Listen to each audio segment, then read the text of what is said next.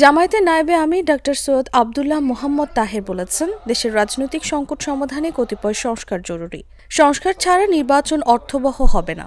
আবার শুধুমাত্র সংস্কারের অপেক্ষায় সময় নষ্ট করাও দেশের জন্য কল্যাণকর নয়।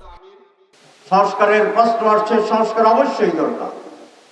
আমরা বিগত 52 বছরের যে পচা রাজনীতি, পচা আইন, পচা নিয়ম ছিল, সেইগুলোকে যদি আবার অব্যাহত রাখি, তাহলে 5 আগস্টের যে চেতনা এবং সফলতা সেটা ব্যর্থ হয়ে যাবে। কতিপয় সংস্কার জরুরি।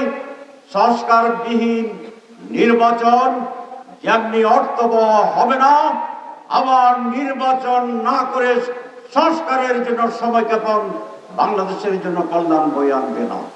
শুক্রবার সকালে কুমিল্লার 14 গ্রাম উপজেলার চৌমুহনী বাজার সংলগ্ন মাঠে আয়োজিত তাফসিরুল কোরআন মাহফিলে তিনি এসব কথা বলেন।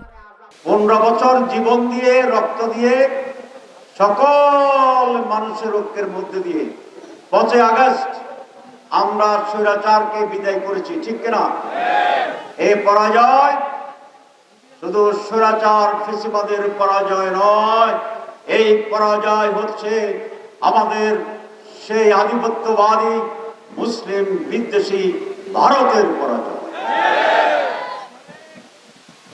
72 সালে আমরা স্বাধীন হয়েছিলাম, কিন্তু ভৌগোলিক স্বাধীনতা পেলেও আমরা সত্যিকার স্বাধীনতা ভোগ করতে পারিনি। কিন্তু 5 আগস্ট এই স্বাধীনতা আমরা পেয়েছি, এইটি আমাদের মাথাকে উঁচু করেছে, ঘাড় শক্ত করেছে, মেরুদণ্ড শক্ত করেছে। আধিপত্যবাদের পরাজয়ের পরে আমরা সত্যিকার স্বাধীনতা অর্জন করেছি। ডক্টর তাহের বলেন, 5 আগস্ট আধিপত্যবাদের পরাজয়ের মাধ্যমে দেশের মানুষ নতুন করে মেরুদণ্ড সোজা করে দাঁড়িয়েছে। স্বৈরাচারের পতনের মাধ্যমে বাংলাদেশ দ্বিতীয়বার স্বাধীনতা অর্জন করেছে। তবে এখনও স্বাধীনতা ধ্বংসের ষড়যন্ত্র চলছে এবং প্রতিবেশী একটি রাষ্ট্র আবারও নেপথ্যে ভূমিকা রাখছে। যারা বিদেশি সহযোগিতায় ক্ষমতায় যেতে চায় তাদের এ দেশের মানুষ প্রত্যাখ্যান করবে।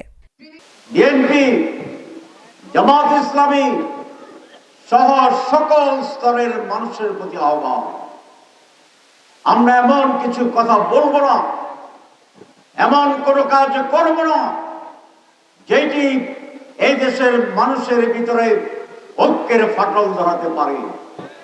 5 আগস্ট যেমন জাতীয় ঐক্যের প্রয়োজন ছিল, আজকে আরো বেশি প্রয়োজন সেই ঐক্যকে দৃঢ় করার জন্য। আমাদেরকে অনেকে বলেন যে বাংলাদেশে একটি ঐক্যবদ্ধ জাতীয় সরকারের প্রয়োজন এবং সেই জাতীয় সরকারের দেশের যেই সকল সমস্যা আছে সেইগুলি দূর করার জন্য ঐক্যবদ্ধভাবে কাজ করে। এই সময় জামায়াতের নায়েবে আমির আবুল হাসনাত মোহাম্মদ আব্দুল হালিম, কুমিল্লা দক্ষিণ জেলা জামায়াতের আমির অ্যাডভোকেট শাহজাহান, বিশিষ্ট ইসলামী চিন্তাবিদ মুফতি আমির হামজা সহ জেলা ও উপজেলার বিভিন্ন পর্যায়ের নেতৃবৃন্দ উপস্থিত ছিলেন।